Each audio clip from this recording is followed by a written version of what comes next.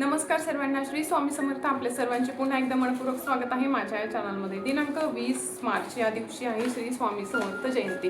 तर श्री स्वामी समर्थ जयंती ही हा उत्सव आपल्या सगळ्यांसाठी एक मानदेणीच असते, आपल्यासाठी एक सण असतो. त्यामुळे या निमित्ताने आपल्याला कोणत्या अशी विशेष सेवा करायची आहे, 21 दिवसांची कोणती सेवा करायची, तर ही मी तुम्हाला या व्हिडिओमध्ये सांगणार आहे. अत्यंत महत्त्वपूर्ण व्हिडिओ आहे, त्यामुळे शेवटपर्यंत बघा. आणि आपण जर चॅनलवर नवीन असाल तर व्हिडिओला लाईक करून चॅनलला सबस्क्राईब जरूर करा.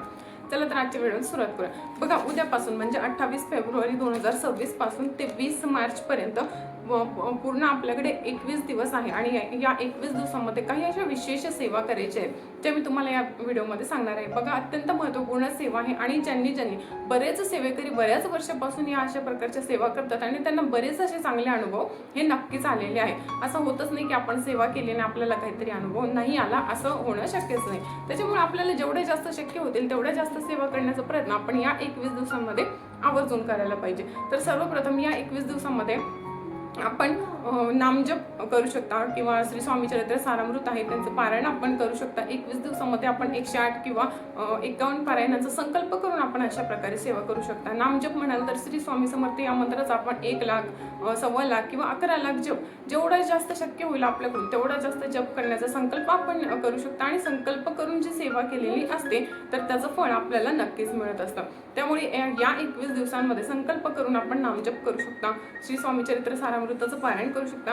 या 21 दिवसांमध्ये आपण गुरुचरित्राचं पारायण देखील आवर्जून करू शकता. बघा, बॅक टू बॅक आपले 3 पारायण होऊन जातात गुरुचरित्राचे. 7-7 दिवसांचं एक पारायण जर केलं तर आपले 3 पारायण गुरुचरित्र या ग्रंथाची या 21 दिवसांमध्ये नक्कीच होतात. खूप महत्त्वपूर्ण दिवस आहे, त्यामुळे या दिवसांमध्ये श्री स्वामींची सेवा करणं आपण कोणीही विसरायची नाहीये. त्याच्यानंतर ज्यांना शक्य नाही श्री गुरुचरित्र पारायण, ज्यांना शक्य नाही त्यांनी संक्षिप्त श्री गुरुचरित्र पारायण आहे त्याचं पारायण देखील आपण या 21 दिवसांमध्ये नक्कीच करू शकता. रोज एक वाजलं तरी 21 दिवसांमध्ये 21 पारायण आपले संक्षिप्त श्री गुरुचरित्रचे होतात.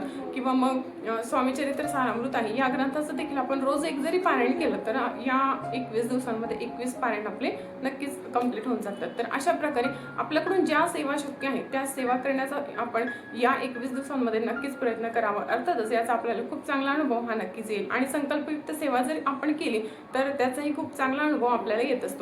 त्याच्यामुळे या 21 दिवसांमध्ये आपल्याकडून जेवढ्या जास्त शक्य होतील तेवढ्या जास्त सेवा आपण नक्कीच करण्याचा प्रयत्न करा. मी अगोदरच्या व्हिडिओमध्ये पण सांगितलेलं आहे की काही विशेष दिवशी केलेल्या सेवा आणि केलेले उपाय हे काही विशेष उपायकारक ठरत असतात. तर त्याच्यामुळे आपल्याला काही विशेष दिवशी अशा सेवा ह्या नक्कीच करायला पाहिजे. बघा, उपाय असे करायचे असतात जे आपल्याला भगवंतासोबत जोडतील. तर या 21 दिवसांमध्ये आपण अशा प्रकारच्या सेवा आणि उपाय नक्कीच करून बघा. अर्थातच याचा आपल्याला खूप चांगला असा अनुभव हा नक्कीच येईल. श्री स्वामी समर्थ. धन्यवाद.